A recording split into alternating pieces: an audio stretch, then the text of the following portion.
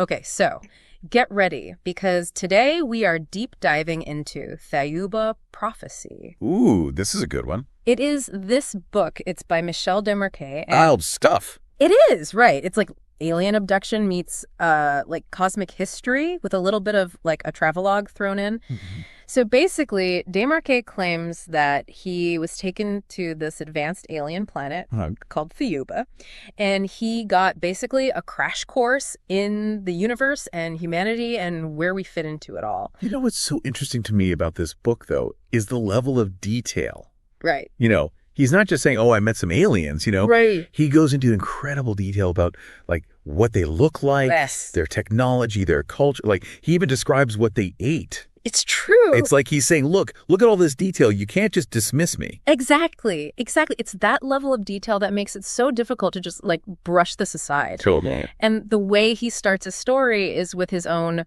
pretty wild abduction experience. So picture this. He's driving his car 1 minute, and the next he's sitting on a wok, right, bathed in this like milky light, surrounded by people in these like strange clothes that look like they're from like a history book. Oh. And of course he's like totally confused, right? Yeah. And that's when he meets Thao, this woman who becomes his guide throughout this like whole crazy journey. Okay. And she explains that they're actually in a parallel universe. Whoa. That's accessed through what she calls an airlock. An airlock? Yeah. And this airlock is like a place where time basically stops. Mm. And people or objects that are pulled in from Earth are held in like the suspended animation. So like stuck in time. Stuck in time, yeah. Surrounded by all these people and things from different points in Earth's history. I mean, can you imagine? It's pretty wild. It's mind-boggling. And wait, so is this where the whole Bermuda Triangle thing comes in? Yes, exactly. That's what's so crazy is she links this parallel universe to the Bermuda Triangle, saying it's one of these naturally occurring warps. That is like so interesting. It is. It's like, wow. So then what happens? Well, so then they board this spherical spaceship. With Thao? Yes, with Thao. And they travel faster than the speed of light.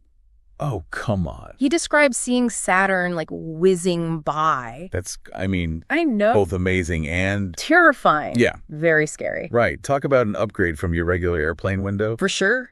But it's not even just the speed that's impressive. It's the way he like really details the spaceship itself. Like the hostesses attending to things, and the acceleration is so smooth you don't even feel it. Like he really tries to paint this picture of what, you know, advanced space travel might actually be like. He is very meticulous. That's what I like about this book. Right. He's not just telling you what happened. He's describing how it happened. Right.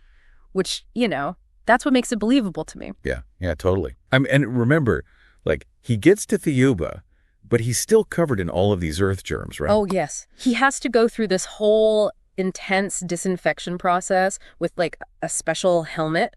Right. And he has to take pills. Uh-huh. Thou's like, even the tiniest bit of our bacteria could be super harmful to them. Interesting. Yeah, which really highlights that they're not just, like, technologically advanced. They're also just fundamentally different, you know? Biologically? Yes, biologically different. And that really becomes even more apparent when they actually get to Thiaoouba. Okay.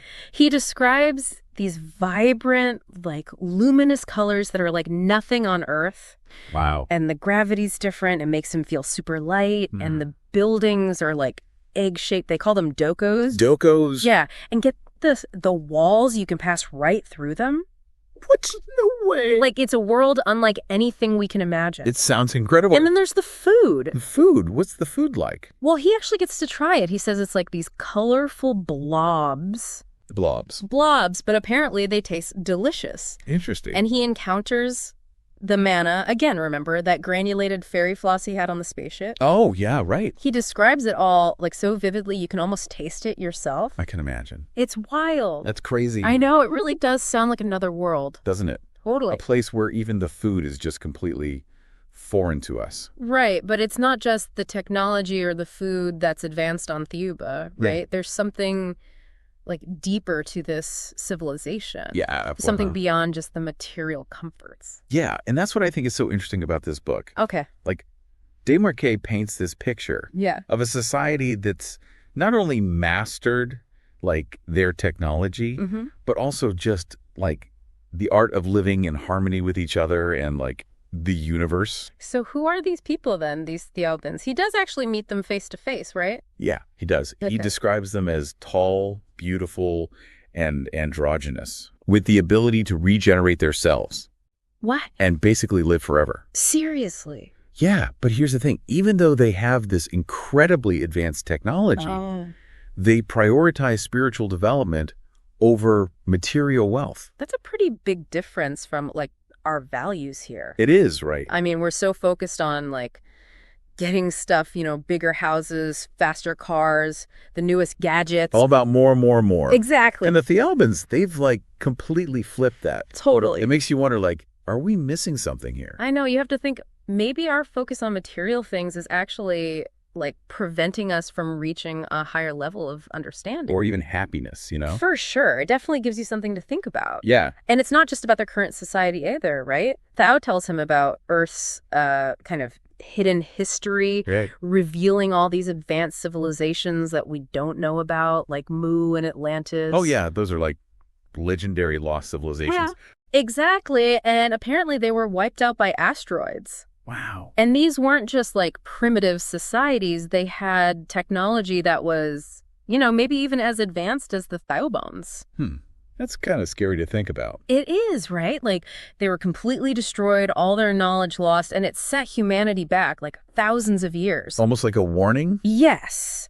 Like, even advanced civilizations aren't invincible, especially if they lose sight of what's really important. Yeah, makes you think. And here's where things get even more interesting. Okay, tell me. Desmarquet actually experiences some of this past firsthand. How? Well, Thao takes him to something called the psychosphere. Psychosphere. Yeah, which she describes as, like, a planet's memory bank. Okay. Containing, like, records of everything that has ever happened. Wait, so he can, like, see the past? He actually witnesses the destruction of Mu, the pyramid collapsing into this chasm, the whole apocalyptic scene. Oh, that's heavy. I know, it must have been totally overwhelming. So this psychosphere, it's like a real place?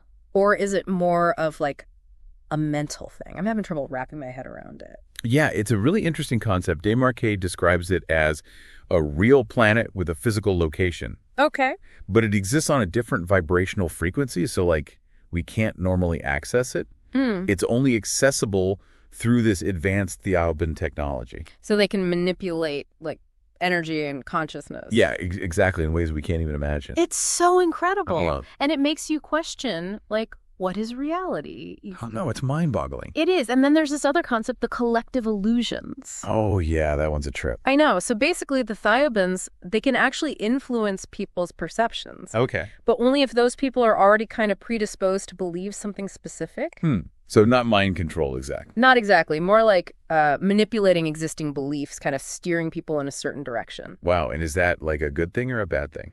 Well, it makes you think, like, are our beliefs being influenced without us even realizing it? That's a little creepy. It is kind of unsettling. Yeah. And it connects to one of the big warnings in the book about humanity's future, which we'll get into later. I'm all ears. But first, I'm going to talk about this other character, Archie. Oh, yeah.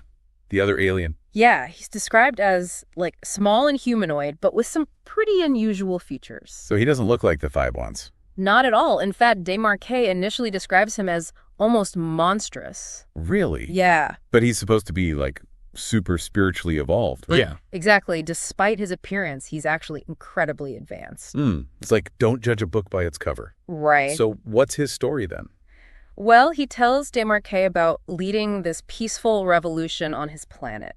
What? It's this powerful message about how true strength lies in compassion and understanding, not physical dominance, Yeah, totally. Like, real strength comes from within. Exactly. It's a good message for, today's world. For sure, especially with all the emphasis on, like, appearances and power.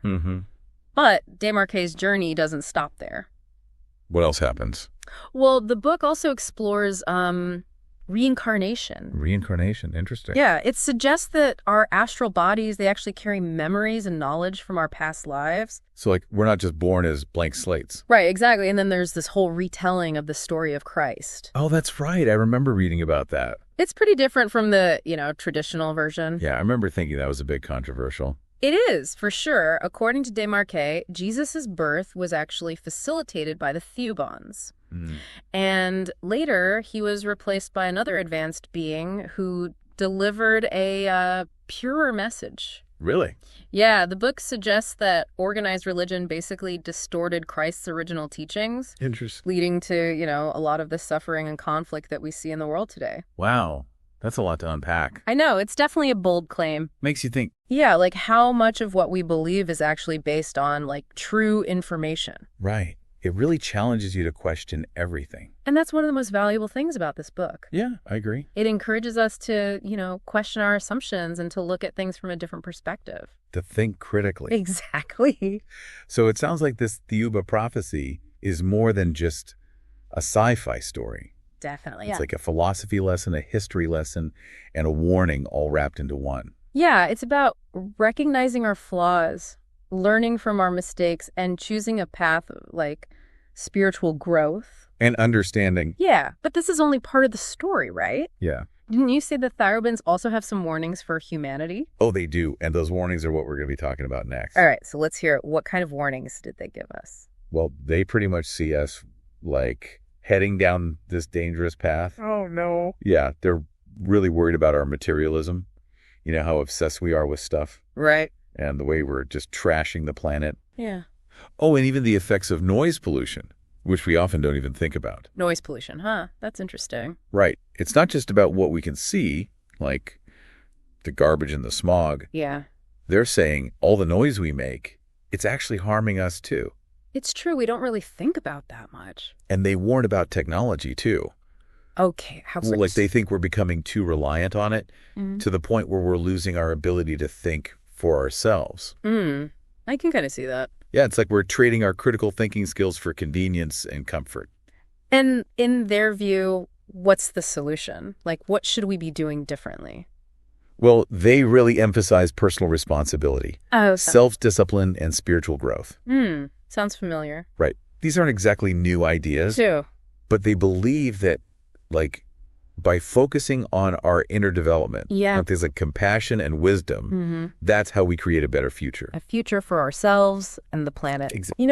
I have to say, after learning all this about the Pleiadeans, yeah, I can't help but think about how much our society values material things. It really makes you think. It does. Is all this stuff really making us happier? Right. Is it worth sacrificing our planet and our well-being for? It's a question. And honestly, it's made me rethink some of my own priorities. I get that. It's so easy to get caught up in the rat race, always wanting more, bigger, better. I know, exactly. But this book, it reminds you to slow down, to appreciate what you have, and to focus on what truly matters. Yeah, it's powerful stuff. It really is. I keep coming back to this question. What's that? What if Desmarquet is telling the truth, even if it's just a little bit? Right. I mean, what would that mean for everything we think we know about ourselves and our place in the universe? It's a question that, sticks with you. It does. Imagine there could be all these other civilizations out there. Right. Maybe some even more advanced than us. And they might be watching us. Maybe even hoping that we learn from their mistakes. And they said Earth is just one of many planets they're watching over. I know, that part always blows my mind. It makes you wonder what else is out there, what other secrets are waiting to be discovered. It's exciting to think about. It is. It really opens up a whole new world of possibilities. Maybe we're not alone in the universe. Maybe not. And maybe there's so much more to our history than we realize. And to our future. Exactly. We have the potential to create a much better world, one that's in harmony with ourselves and the planet. That's a great note to end on. It is, isn't it? Well, that wraps up our deep dive into Thiaoouba prophecy. It was a good one. It was. We hope you enjoyed it and maybe even found it a little bit inspiring. Food for thought, for sure. Definitely remember, it's up to each of us to decide what we believe. And how we want to live our lives. Exactly. But maybe by opening our minds to these new possibilities and questioning what we think we know, we can take a step closer to understanding the mysteries of the universe. And our place in it all. Thanks for joining us on this journey. We'll see you next time.